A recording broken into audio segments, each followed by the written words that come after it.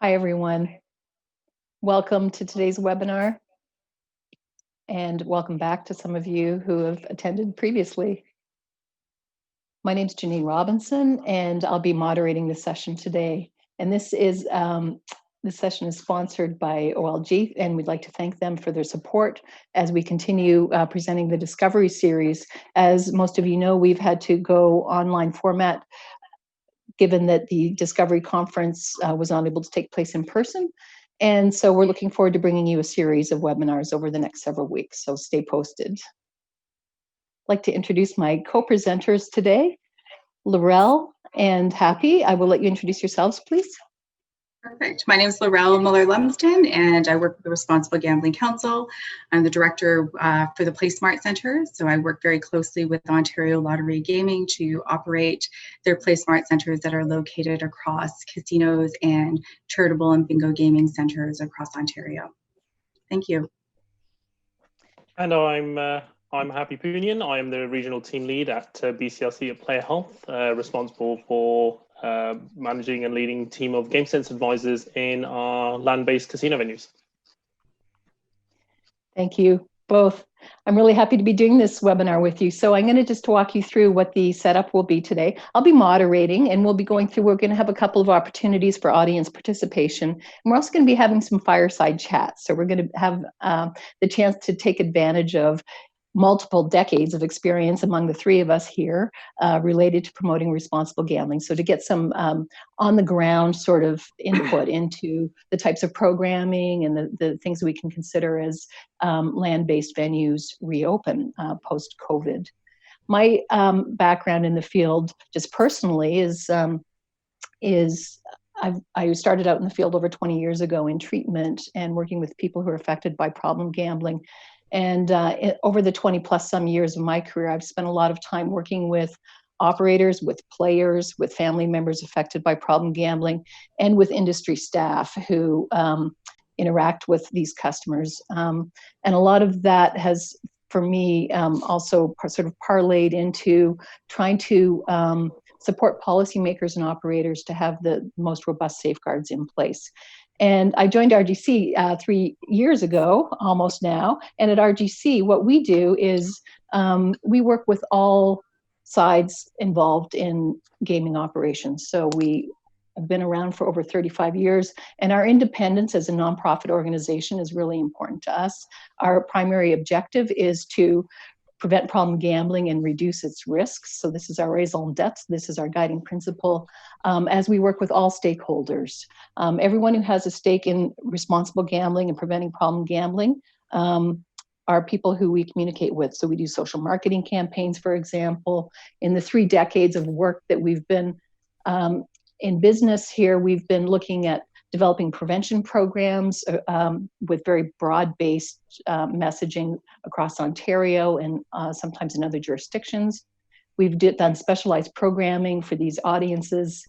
We support venues in Ontario, but also in other places internationally to train staff, to implement programs and safeguards that actually have an evidence-based and or measurable. We consult with industry to develop and evaluate their programs and ensure that their investment is at a high standard and that they can actually, with confidence, know that they're meeting or exceeding regulatory frameworks. And we have extensive experience working and collaborating with a large range of stakeholders nationally and internationally. So we bring all that and decades of personal experience to this webinar today. So really looking forward to having some thought-provoking conversations as we look through to how this pandemic is affecting everyday life. Perfect. Thanks. I think before we can have a conversation about, how to plan for the return of players to land-based gambling, I think it's really important for us to take a look at how COVID-19 and the pandemic is disrupting everyday life, as Janine had pointed out. And so, globally, we've been significantly impacted by this pandemic. Over the past few months, I'm sure we've all started and ended our days with headlines very similar to what you're seeing up here.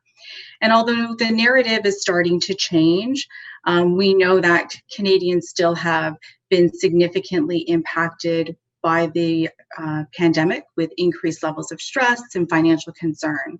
And although we're trying to be optimistic as provinces start to open up, I think the reality is that the impacts of this pandemic will be longer lasting. And so we have to consider that as we have conversations about how we're going to support players when they return back to land-based gambling.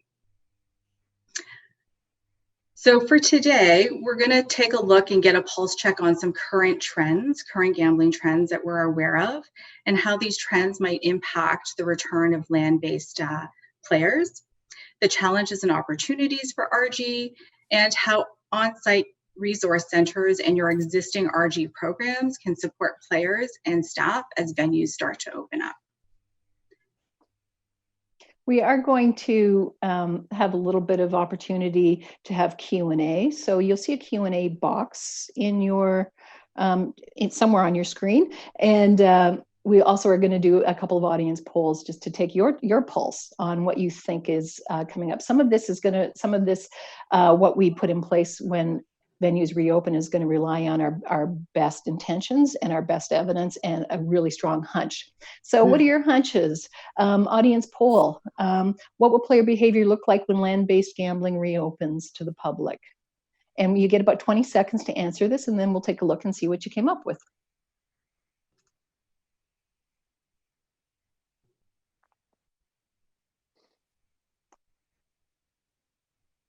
And the answer to the polls.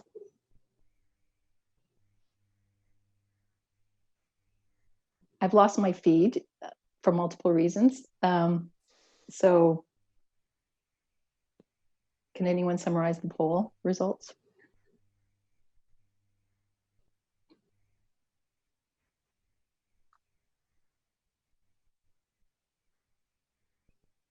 Chasing losses, big one. Big chasing behaviors, big binging behaviors, right? So that's been endorsed pretty high as things that you might think about. So that sort of makes sense when you think about how many of us are really looking forward to something. I know I am, and when I'm really looking forward to something, do I go all in? Sometimes I do. So let's see how this lines up with sort of what we do know and what we think we know. Laurel? Perfect, thanks. Yeah, RGIC was really interested to gather some information about Ontarians who gamble, particularly during COVID-19. And so the survey that we did was open between April 18th and April 28th, and we asked gamblers to reflect on their previous 6 weeks.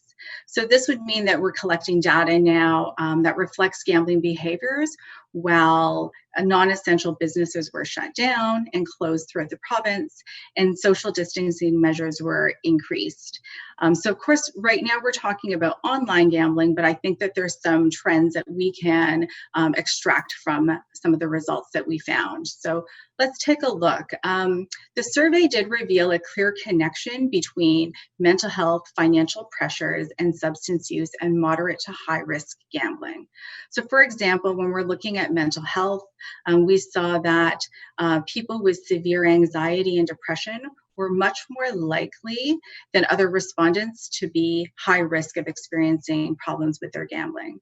When it comes to financial concerns, we found that people who said income had been negatively affected by COVID-19 were also more likely than others to say that the pandemic had influenced them to gamble online. And we also found that people reported gambling while under the influence of various substances. And again, while these speak more specifically to online gambling, the risk factors as a result of the pandemic, I think, will still be there when players return back to land-based gambling. And so these are just some things that we can maybe consider as we're thinking and planning about how we're going to support players and what player behavior might look like when land-based gambling returns.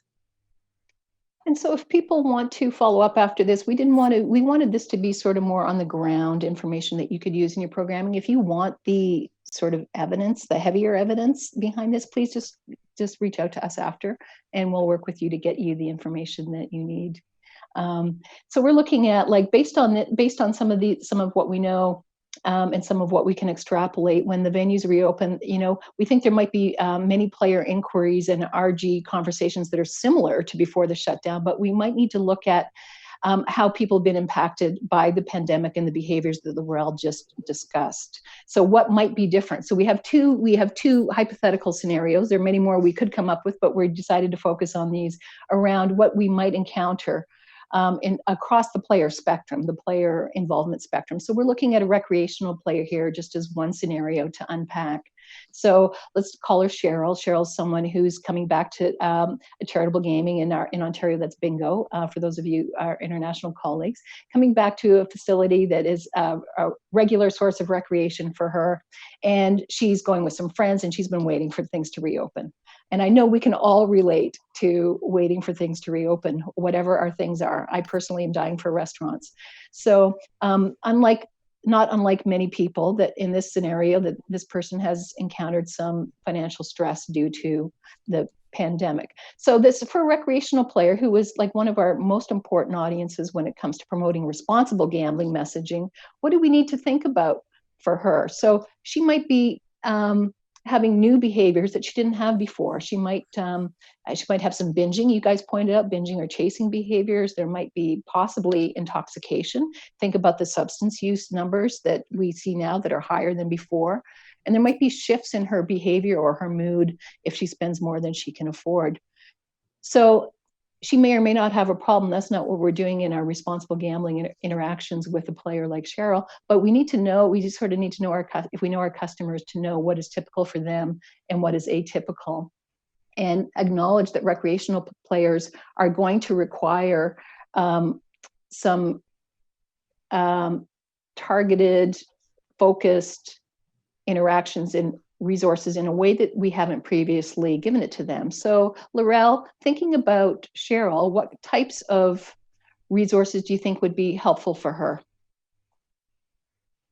Absolutely. I think definitely things around limit setting. So reminding her of budgets, whether that's time and money or both, and what types of tools might be available at the venue she will be visiting. So in Ontario, there's My Play Smart tool, and that might be something that would be beneficial for her to know about and to use if she were to return back to gambling. I think one thing that we might want to consider is getting this information out to Cheryl ahead of time. Yeah. So, pre-communications to the opening of casinos will obviously talk about health and safety and, make players feel comfortable returning back to the venue. And how do we inject, or, maybe we should start to inject RG messaging that's targeted specifically to Cheryl. So reminding her of budgets, reminding her of setting limits, and reminding her of those tools so that she can plan for her visit back to the casino and make any kind of necessary adjustments that are sensible to her in this current time. Right, because Cheryl's the type of player who often can actually take an RG message and use it, right? A recreational player enjoys her play. So if she has some heightened risk, it would be very important to help her be aware of that at this time in a way that doesn't negate her independence of choice, and that doesn't sort of spoil her mood, but that helps her know that she can enjoy the activity more safely. Does this resonate with you, this one, Laurel? Does she seem like someone who you've seen in your years of working with customers in PlaySmart centers? Absolutely. Yeah. I mean, people are returning back, or people enjoy gambling as a recreational and entertainment form of activity in their lives. And someone like Cheryl who's returning back to gambling, this is something that she probably enjoyed previous to the casino shutting down. And so I think she would be responsive to those kinds of messages and reminders. And if she hasn't been participating in the activity, it's great to have these reminders about things that maybe she had done previous, and that could be affirming and make her feel confident when she does return back to the casino, and at the same time mitigate some potential risks that might be there for her. Right.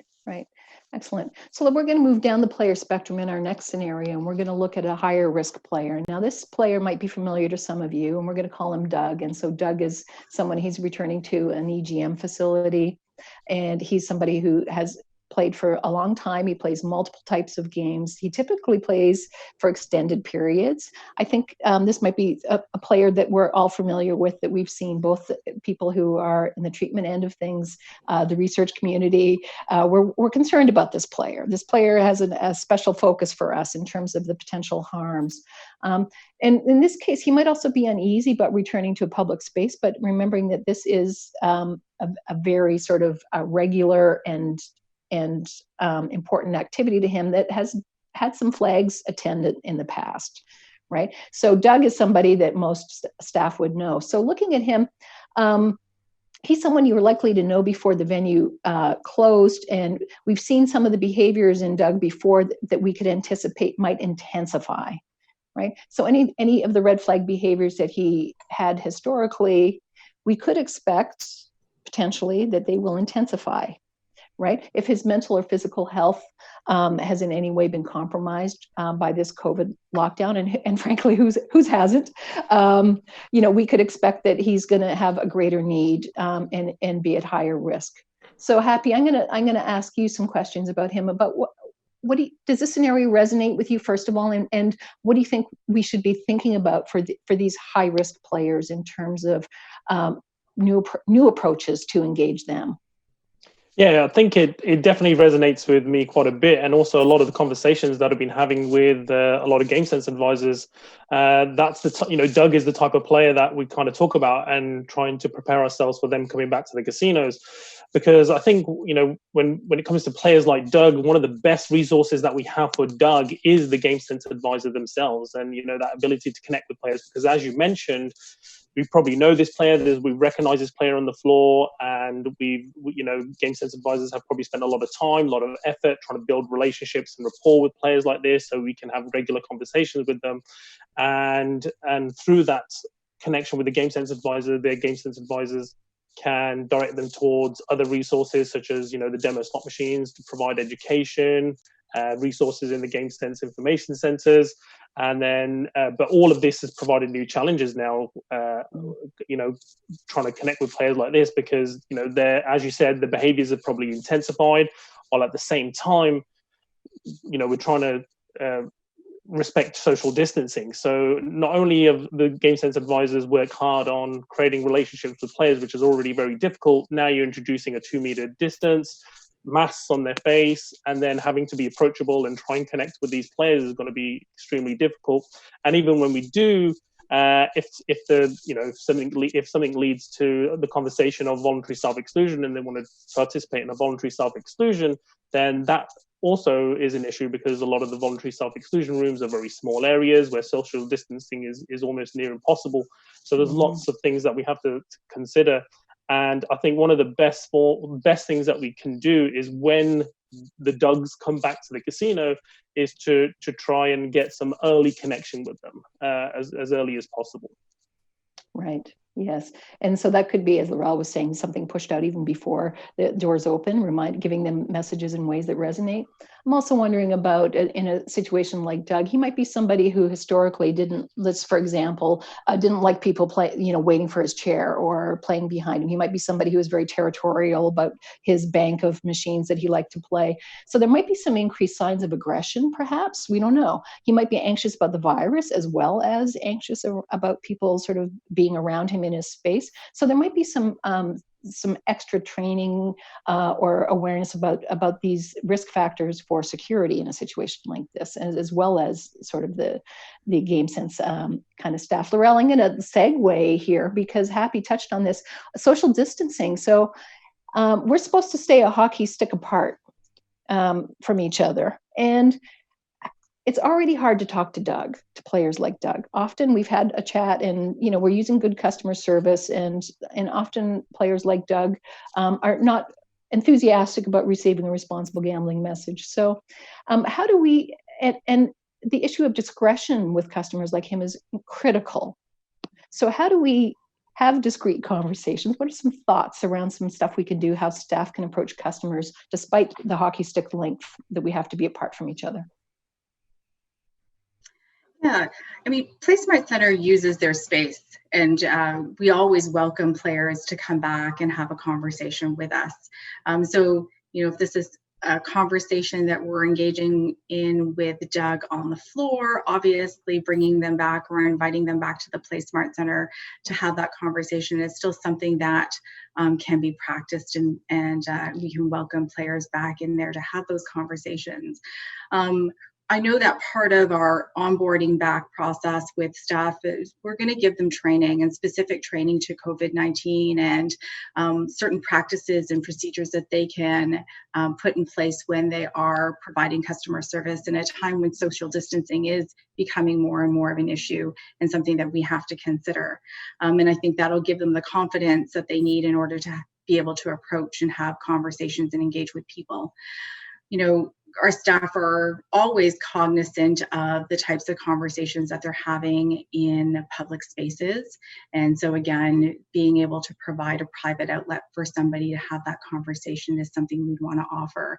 And maybe consider different platforms. I mean, currently we have the Play Smart Center space, we have on-site resource centers, but is there something else? Is there another platform for engagement?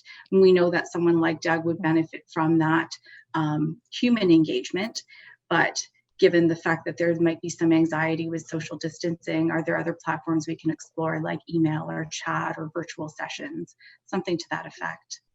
Right. Great, thank you. So we're going to have to get creative when we think about new ways to address the return, because we're going to be addressing people's sense of safety in other ways. In addition to RG, we also are going to be looking at issues of personal safety. There's been a lot of media coverage, especially in jurisdictions where they have large gaming centers localized, like Las Vegas, for example. Employees being concerned about reopening, being reluctant to approach people. And we know from the research in promoting responsible gambling on the gaming floor that staff feel like they have the knowledge often to approach a customer, interact with a customer, but they often are reluctant to for multiple reasons. You know, sometimes they can be delicate interactions. Interacting with Doug, I'm sure, is not the easiest thing to do.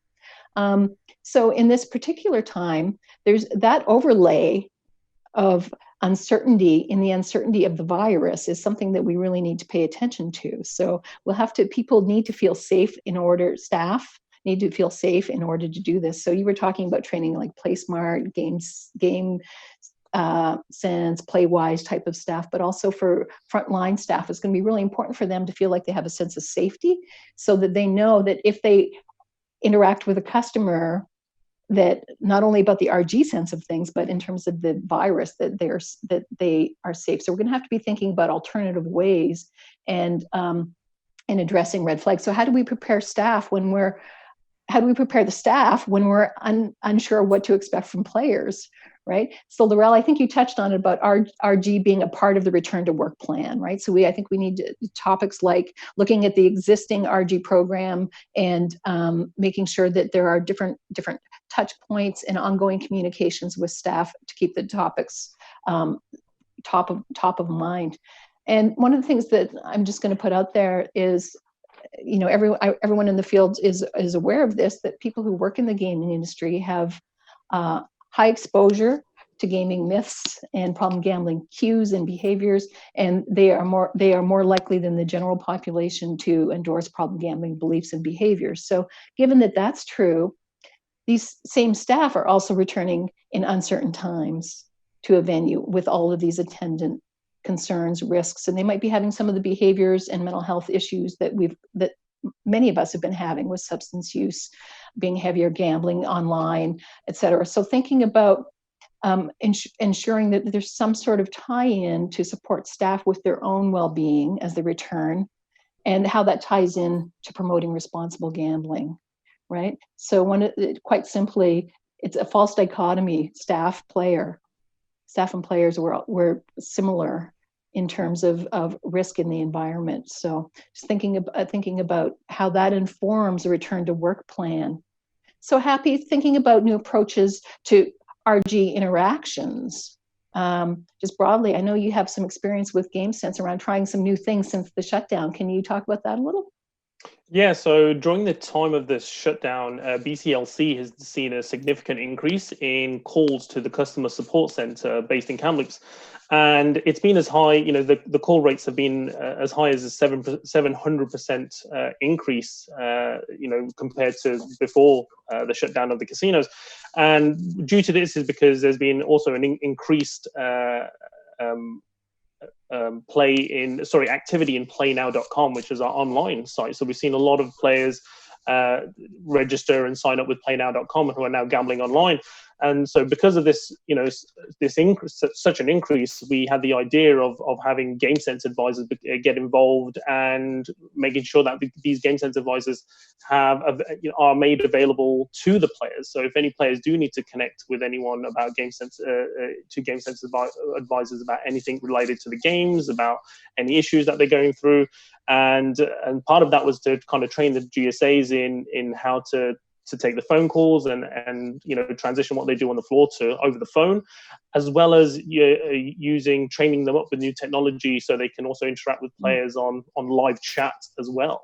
And so we've seen a couple of examples now of players actually interacting with game sense advisors. One really good example is a player who called in, wanted to speak to someone. They got transferred to the game sense advisor, and the game sense advisor was able to dispel myths about how the games online works. They had lots of myths about return to play or due for a win, kind of the common things. And later on that day, that same player ended up calling back and spoke to a different game sense advisor to try and almost test them. And it was through that second conversation where, as the game sense advisor was reconfirming anything, that what you were talking about, the people's kind of fears and anxieties about COVID started coming out, and this person started expressing to the game sense advisor about how they were concerned about COVID, and now that they're stuck indoors, and now they've been playing online. So the conversation ended up taking a really a different turn in just providing information and myth busting. So yeah, that's one of the things that we've done to really try and connect with our players who are either calling in or playing online, and it might be something that we even continue in the future once the venues reopen. Right, excellent. So thinking ahead of the game already, and I'm going to go to the audience and see what their thoughts are around some RG programming. That these are you don't have to pick just one either, around where you think the sort of best bang for the buck might be, what's really critical in a new opportunity given the era we're in now, what we should be doing, what opportunities are there for RG.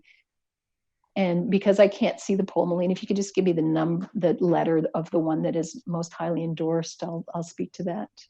So you have 20 seconds.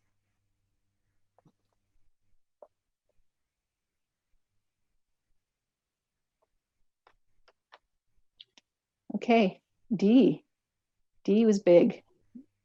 38, incentivizing safer gambling practices. This is something else that we at RGC have been having a lot of conversations about, because we talk about incentivizing the use of RG strategies as a way to destigmatize using responsible gambling practices, right?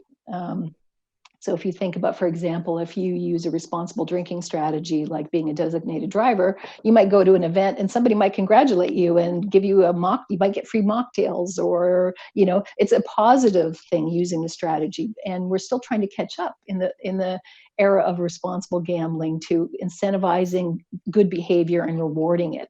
And so there's some opportunities here for operators to incentivize, for regulators to positively incentivize operators, for operators to incentivize players. So let's unpack that a little bit. Who am I going to go to? I'm going to go to,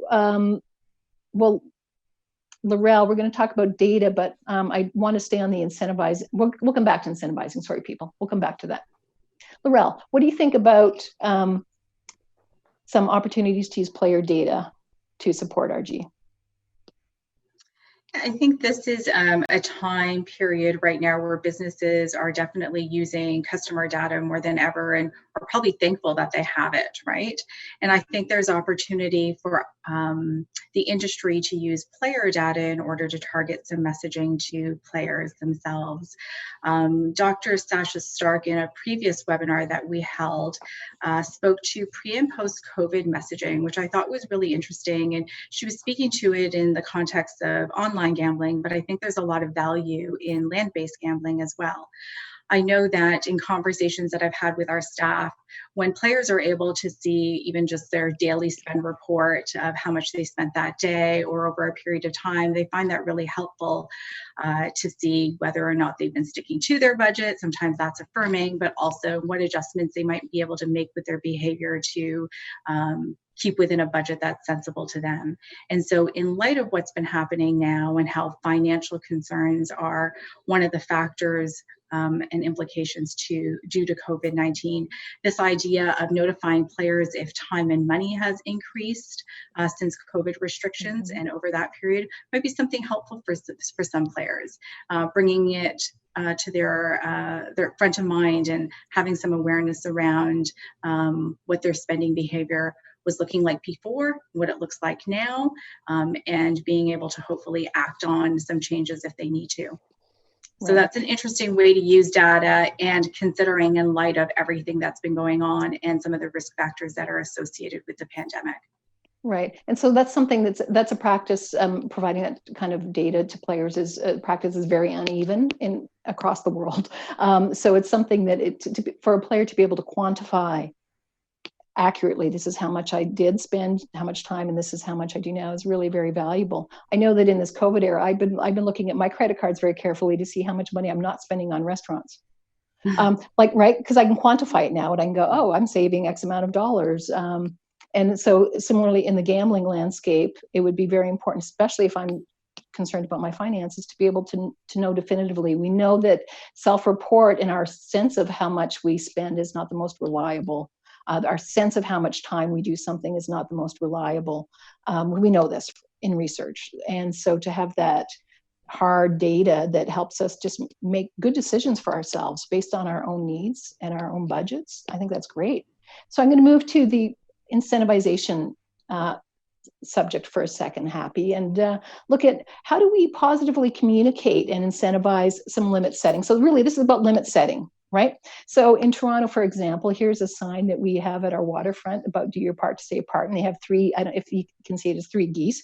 It's three geese lengths apart. And how to positively encourage people to stay a distance rather than a negative message about that. So Happy, what are your thoughts about how can we use some of this creativity in the gambling space?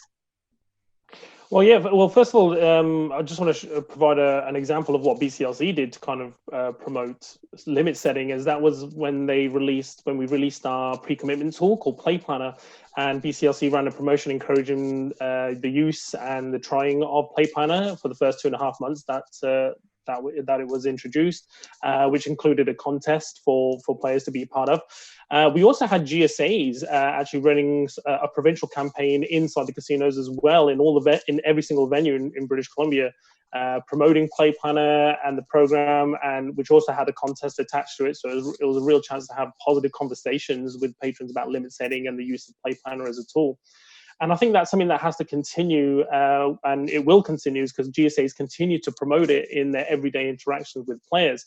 But with people, especially now with people, eventually when people do come back to the casinos after the shutdown has ended, it's coming up with ways to have game sense advisors or even service provider staff welcome back the players in a positive way and have that conversation with players, as a check-in, to remind them and, in a part to empower them on the importance of safe and healthy gambling and to keep it fun, and potentially use those interactions to positively talk about the importance of sticking to limits and the use of resources that they can use or access to do that.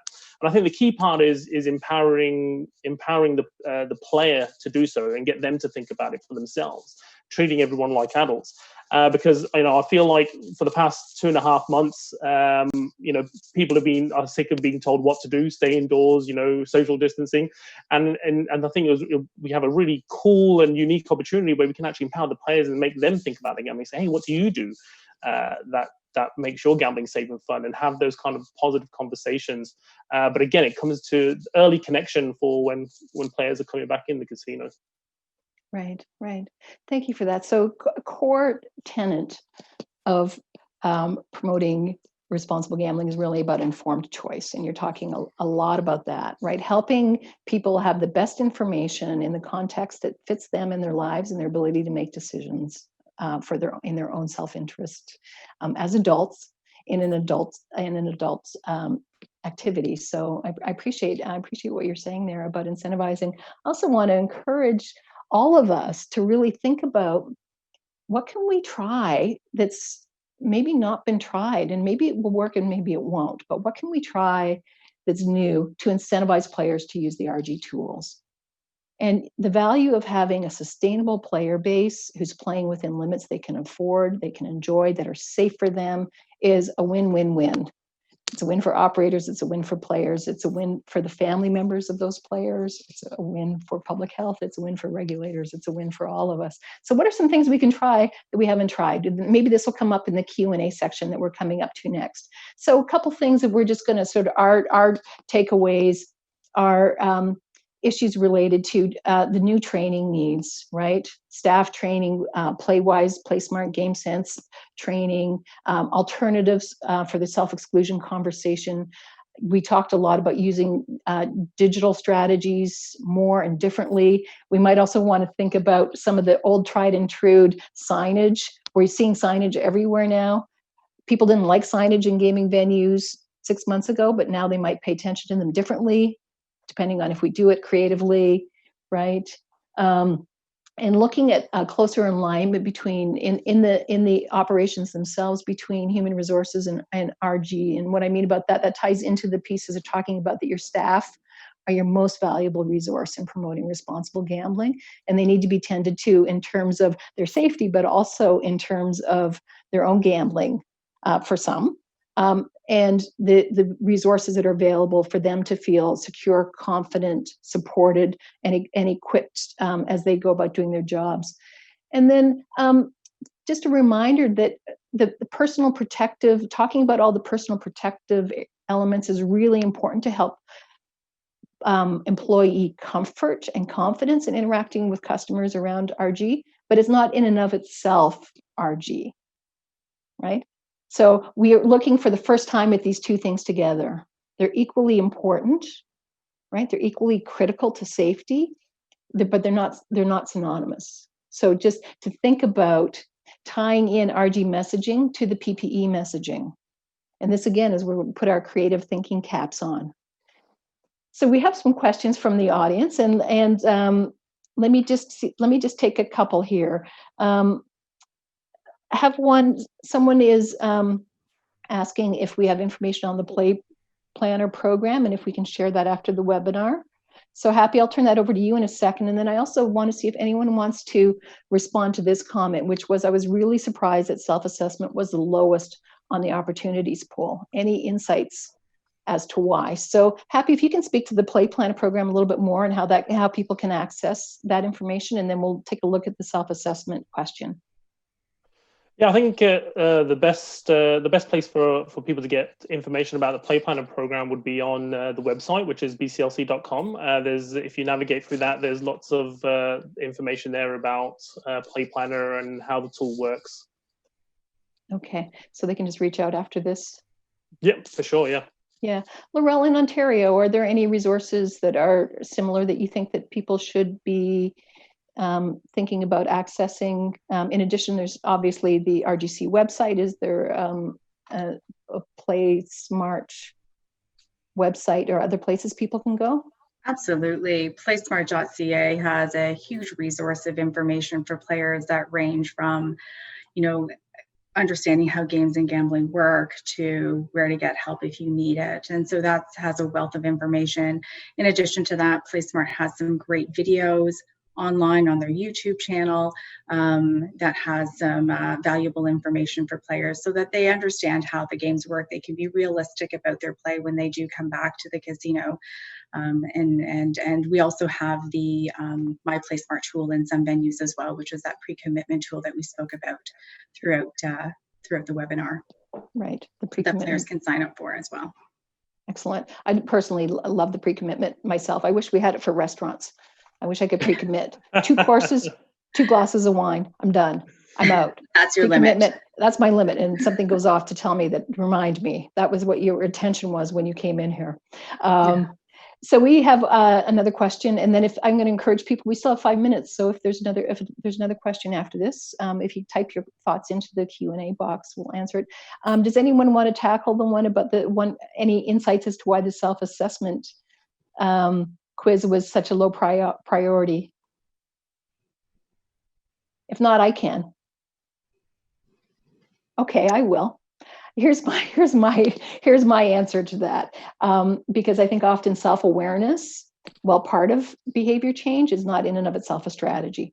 So I may have self-awareness that I am eating too much pasta, but that doesn't necessarily help me strategize as to how to change my diet, just by way of example. So self-awareness is a piece of change, but I think that the emphasis on the structural, programmatic, policy, operational considerations to help people change, to give them the actual tools, is as important as the self-awareness that I could benefit from a tool. That's my hunch about that one. Anyone have comments or want to challenge that?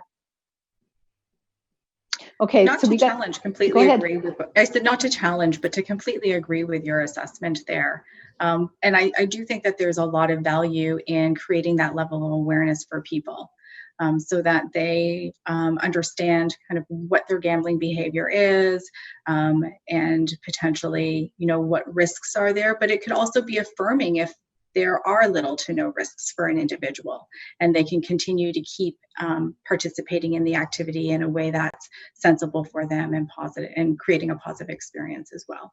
Right. Great, Laurel, thank you. I have 2 more things that have come in. Happy, I'm going to ask you, someone asked you specifically about the helpline, and did you increase your outreach in the last couple of months on the resources? Because there's a curiosity as to why the rate was so high, whereas in some jurisdictions it was so low.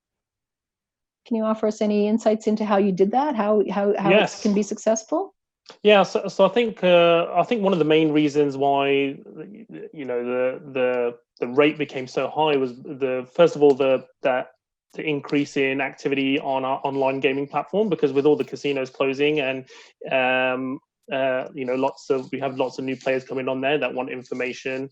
And then another part of the reason is we had a bit of disruption in our lottery products as well, with lottery stalls around the province having to close down because of social distancing and public health guidelines. And so we acted fairly quickly, where I think it was March 16th where the casinos all shut down, and I think by the beginning of April we were able to get everyone trained up and have those resources of the Game Sense advisors implemented. And the ability of Game Sense advisors in the live chat came a little bit late after that, because of technology that needed to be upgraded and provided to GSAs, who are all working with lots of people all working from home now, as well as providing the relevant training for those technologies as well. Right. Great. Excellent. Thank you, Happy. Laurel, I have one for you, but it ties into the discussion around incentivizing. And what a question was, would you give casino loyalty points or other points to incentivize players to use the tools? So what are your thoughts around what types of incentives would be the most helpful? I think people would respond to any type of incentive. I think about non-gaming amenities potentially, whether there's vouchers to meals or coffee, where there can also encourage maybe taking breaks as well, in addition to setting limits for themselves. Right. Good. Great. One of my things when I think about that is just like the type of incentive, and from your PlaySmart experience that small incentives actually have a great draw sometimes for some of the activities that you sponsor, awareness and education activities that you sponsor. So you might also want to think about some non-gaming amenities that could be provided as incentives, in addition to the types of things that operators will naturally gravitate to toward in-game amenities, but thinking about other amenities. We have just like maybe time for one more question, possibly two. So we have a few good ones here, and I'm a little challenged to answer because they're all good. So I'm going to go to the one about someone asked if the American states will be sharing their experience and learning with the Canadian provinces and the RG organizations around challenges and successes they've encountered during opening.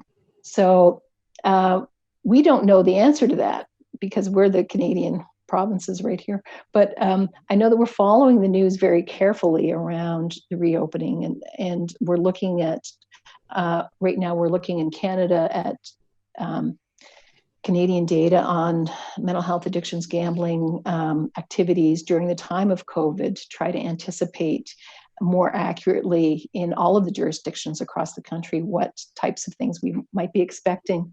We've had some just in looking at the American news coverage and the information that we do have there, seen some really interesting like lineups and very exuberant populations returning to the venue. So if that is duplicated here, we will be looking forward to promoting responsible gambling to a very enthusiastic gaming audience. So we don't know, but I think that the takeaway from that for me is that the more collaboration we have cross-jurisdictionally, the better it is for us, and also cross-disciplinary collaboration in the field itself. Researchers working with prevention experts, working with PlaySmart and GameSense advisors. So we're kind of at the end of our time here. If you want to follow up with us, please do. Don't miss out on our future webinars. We'll be pushing out information around that. But I know that I speak for all of us when I say that we're here specifically to support you in your RG work. So please reach out to us. Our emails are right there on that slide. On the second last slide, it'll be in the deck that we'll send out to you, so you will get it. And I want to thank everyone very much today for attending. And I really especially want to thank Happy for joining us from British Columbia, and Laurel from right here down the street at RGC. Thank you. Thank you both for all the great work you do, and look forward to seeing all of you soon. Pleasure. Thank you.